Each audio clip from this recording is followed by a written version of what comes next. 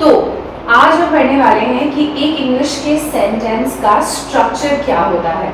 तो बेसिकली आप वोकैबुलरी सीखते हैं, बहुत सारे वर्ड्स हैं आपके पास, आपने ग्रामर सीख ली है, पर अब आपको पता ही नहीं है कि लगाना क्या है।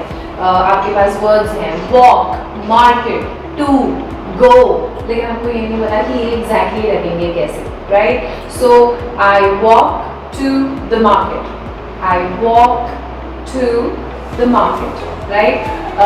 तो अगर आपको जानना है कि इंग्लिश में कैसे सेंटेंस फॉर्म करते हैं, उसका एक्चुअली स्ट्रक्चर क्या होता है, आगे क्या लगता है, बीच में क्या लगता है, बाद में क्या लगता है, बिकॉज ऑब्वियसली ये बहुत इम्पॉर्टेंट है, तो प्लीज़ इस वीडियो को अंत तक ज़रूर देखिए। मैंने अपनी तरफ से बिल्कुल सिंप्लीफाई किया है, बिल्कुल कॉम्प्लिकेटेड वर्ड्स नहीं यूज़ किए हैं, इसको एज ईजी एज पॉसिबल बनाने की कोशिश की है, हिंदी लैंग्वेज स्पीकर्स के लिए आसान बनाने की कोशिश की है, जिससे कि आप लोगों को बड़ी आसानी से समझ में आ जाए कि क्या पहले लगता है, क्या अंत में लगता है, क्या बीच में लगता है।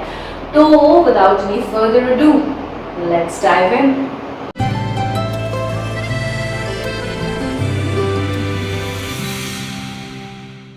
Hello guys, welcome back to the Green Institute channel. तो अगर आप भी इंटरेस्टेड हैं हॉस्पिटैलिटी से रिलेटेड वीडियोस में, या इंग्लिश कम्युनिकेशन इम्प्रूव करने से रिलेटेड वीडियोस में, या वाइन एंड स्पिरिट्स के वीडियोस में, तो प्लीज़ हमारे चैनल को सब्सक्राइब कीजिए, also hit the bell icon. इससे हमारे जितने भी नए वीडियोस आते रहेंगे उसके बारे में आपको पता चलता रहेगा। With this also if you like the video, अगर आपको इन्फॉर्मेटिव लगा हो तो प्लीज़ थम्स अप भी दे दीजिएगा। इससे हमें और बहुत ज़्यादा इंकरेजमेंट मिलती है कि हम ऐसे ही वीडियोस आप लोगों के लिए लाते रहें। So without any further ado, let's quickly dive into our today's subject. तो गाइज, जैसा कि आप लोग वीडियो के शुरुआत में देख ही चुके हैं कि आज हम बात करने वाले हैं स्ट्रक्चर ऑफ अ सेंटेंस के बारे में। तो दो तरीके के होते हैं स्ट्रक्चर इंग्लिश लैंग्वेज के सेंटेंसेस में। पहला जो होता है वो होता है आपका सब्जेक्ट एंड वर्ब, ओके, और जो दूसरा होता है वो होता है सब्जेक्ट, वर्ब और ऑब्जेक्ट। ऑलराइट, जैसा कि आप स्क्रीन में ऑलरेडी देख सकते हैं।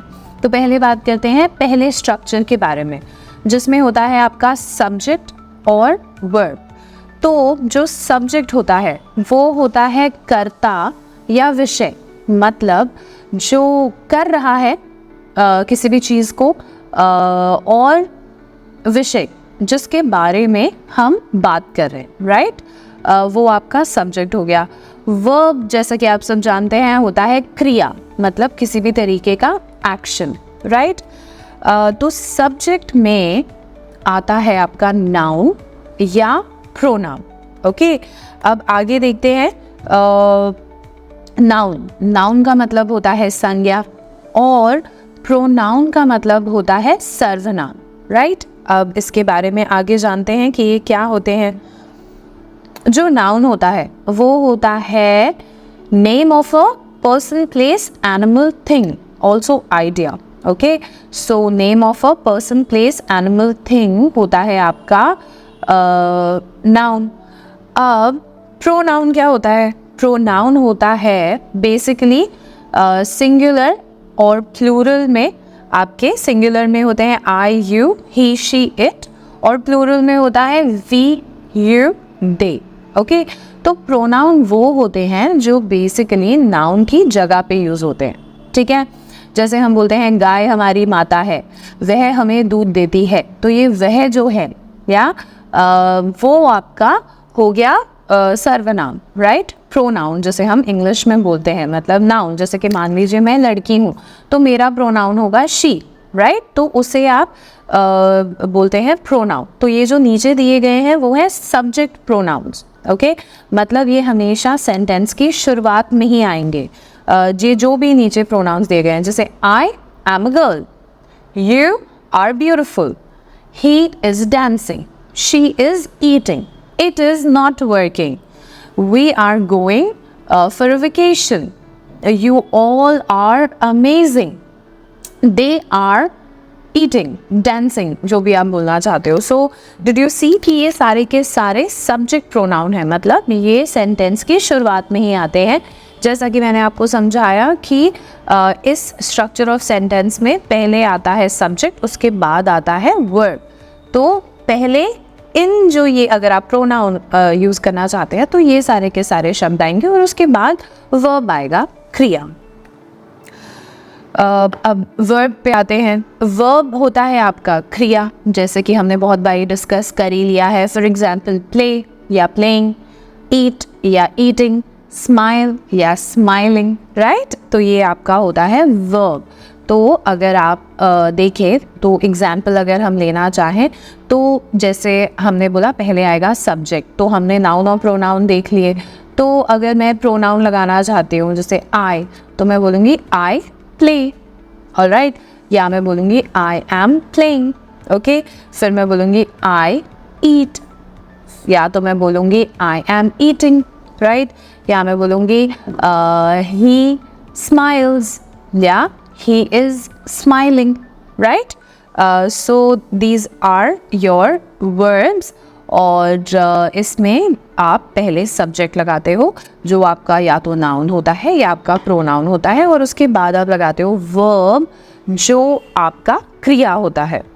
मूविंग ऑन, तो दूसरे तरीके का क्या स्ट्रक्चर होता है? दूसरा स्ट्रक्चर क्या है? दूसरा स्ट्रक्चर होता है सब्जेक्ट, वर्ब और ऑब्जेक्ट। अगेन सब्जेक्ट में आता है आपका नाउन या प्रोनाउन, उसके बाद वर्ब जिसका मतलब होता है क्रिया, उसके बाद आता है आपका ऑब्जेक्ट, ओके। ऑब्जेक्ट होता है जिसके द्वारा, ओके, जो वर्ब हुआ है वो किस चीज़ के द्वारा हुआ है, वो आपका ऑब्जेक्ट में आता है। Through what, right. जैसे I played with ball, okay, मैंने खेला, लेकिन किसके साथ खेला? बॉल के साथ खेला। So I played with ball. Rahul likes, Rahul को पसंद है, क्या पसंद है? मिल्क, या सो राहुल लाइक्स मिल्क। तो ये होता है आपका ऑब्जेक्ट, ओके। तो ऑब्जेक्ट में क्या क्या चीज़ें आती हैं? ऑब्जेक्ट में आ सकता है नाउन, ऑब्जेक्ट में आ सकता है प्रोनाउन, ऑब्जेक्ट में आ सकता है एडजेक्टिव, ऑब्जेक्ट में आ सकता है एडवर्ब, राइट। अब आगे और समझते हैं कि एडजेक्टिव्स जैसे क्या, एग्जाम्पल्स देख लेते हैं, एग्जाम्पल्स के साथ समझने की कोशिश करते हैं।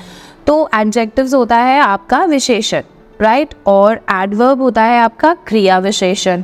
एडजेक्टिव का अगर आप मुझसे एग्जाम्पल पूछोगे तो एग्जाम्पल हो गया टॉल, ब्यूटिफुल, और एडवर्ब का एग्जाम्पल हो गया कॉस्टली, टुमारो, राइट। तो अगर हम ऑब्जेक्ट के एग्जाम्पल से बना के देखें इस स्ट्रक्चर को, तो क्या था? पहले सब्जेक्ट था, फिर वर्ब था, फिर ऑब्जेक्ट था, राइट। तो अगर हम बोलते हैं शी इज़ ब्यूटिफुल, तो सब्जेक्ट क्या है? She, which is a pronoun, which is a subject pronoun. Is क्या है? वर्ब है। इज़ जो होता है वो वर्ब होता है, that is a verb. So verb आ गया। अब हमें लगाना है ऑब्जेक्ट। ऑब्जेक्ट में क्या आता है? एडजेक्टिव भी आता है, एडवर्ब भी आता है, नाउन भी आता है, प्रोनाउन भी आता है, तो हमने लगाया एडजेक्टिव।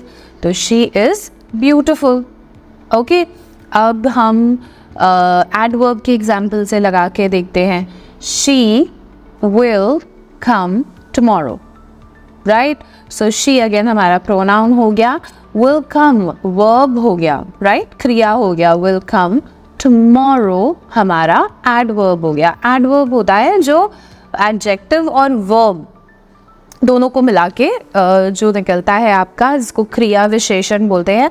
मोस्टली अगर मैं आपको एक चीट कोड टाइप का देना चाहूँ एडवर्ब से, तो जो ly वाले वर्ड्स होते हैं ना, ब्यूटिफुली, स्लोली, कामली, ये सारे के सारे आपके एडवर्ब होते हैं, ऑलराइट, ओके।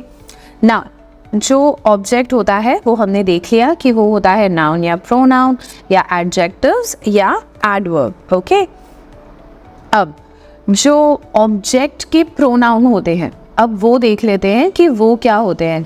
जो ऑब्जेक्ट के प्रोनाउन हैं, मतलब सेंटेंस के एंड में आएंगे, क्योंकि स्ट्रक्चर क्या है? Subject, verb, object. तो ऑब्जेक्ट में भी नाउन भी होता है और प्रोनाउन में भी होता है। तो अब जानते हैं ऑब्जेक्ट के प्रोनाउन क्या होते हैं। तो ऑब्जेक्ट के प्रोनाउन सिंगुलर मतलब एक वचन में होते हैं me, you, him, her, it, okay, और प्लूरल में होते हैं अस, यू, देम, ऑलराइट। तो जैसे अगर मैं आपको एग्जाम्पल से एक्सप्लेन करना चाहूँ तो हम बोल सकते हैं give it to me, right. So ये आपका एंड में यूज़ हो रहे हैं। या he wants to go with us, right, ये आपका ऑब्जेक्ट प्रोनाउन है जो आपके शब्द के एंड में आता है, राइट। आई होप आपको ये वीडियो से स्ट्रक्चर ऑफ अ सेंटेंस समझ में आ गया होगा। बहुत ही आसान है। अगर आप पार्ट्स ऑफ स्पीच पढ़ना चाहते हैं, अगर आपको नहीं पता कि एडजेक्टिव्स क्या हैं, एडवर्ब क्या है, नाउन क्या है, प्रोनाउन क्या है, और भी जैसे प्रपोजिशन हो गया, कंजंक्शन हो गया, इंटरजेक्शन हो गया, अगर आप जानना चाहते हैं इनके बारे में तो प्लीज़ हमें कमेंट सेक्शन में ज़रूर बताइएगा। ये बेस भी मैं ज़रूर कवर करना चाहूँगी। Have a very nice day and see you on the other side.